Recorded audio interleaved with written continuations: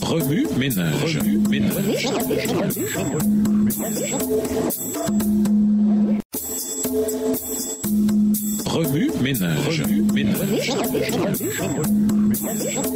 Bienvenue à notre émission Remue ménage. Nous voilà la leçon de dimanche. Intérioriser, aller de l'avant par la foi. Lorsque vint le moment de traverser le fleuve crue, la foi d'Israël fut mise à l'épreuve. Purifiez-vous car demain le Seigneur va accomplir des prodiges au milieu de vous. Josué 3, verset 5. Les prêtres devaient former une avant-garde portant l'arche de l'alliance devant le peuple. Josué leur dit à l'avance ce qui allait se passer. Dès que les prêtres posèrent les pieds dans l'eau, les eaux en amont s'arrêtèrent. Tout ce qui se trouvait en aval s'écoula, et les Israélites traversèrent le Jourdain à pied sec. Ils devaient se tenir à une distance d'environ 1 kilomètre de l'arche sacrée. Verset 4. En traversant le lit du fleuve, le peuple se souvint sans doute de l'histoire de l'ouverture de la mer Rouge par Dieu 40 ans auparavant. À l'exception de Caleb et de Josué, toute une génération était morte dans le désert. Certains avaient peut-être un vague souvenir d'enfance de la traversée de la mer Rouge, mais beaucoup en avaient seulement entendu parler. Le fait de traverser le Jourdain de cette manière donna au peuple l'assurance que, comme Dieu avait été avec Moïse, il était aussi avec Josué. Le peuple fut renforcé dans sa conviction que le Dieu qui avait arrêté la crue du fleuve était bien le Seigneur de toute la terre, au verset 11 et 13. Ce miracle était un gage de la capacité de Dieu à chasser les Cananéens, les Hittites, les Hivites, les Périzites, les Girgashites, les Amourites et les Jébusites, au verset 10. Le peuple suivit l'exemple des prêtres, lesquels avaient été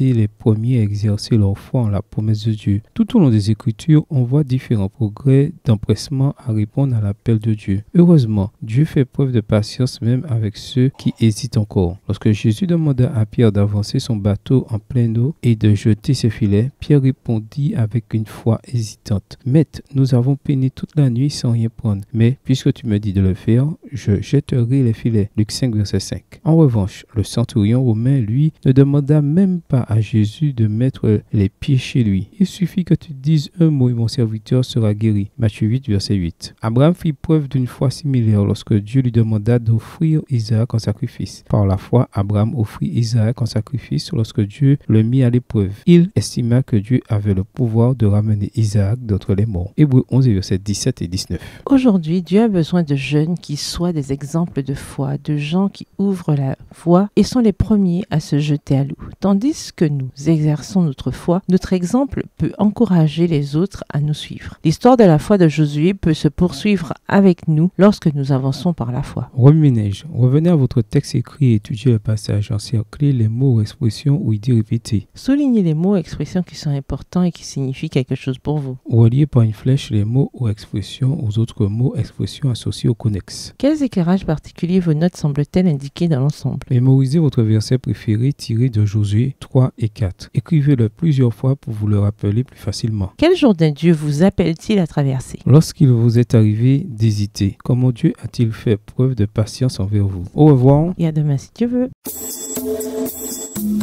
Remue ménage.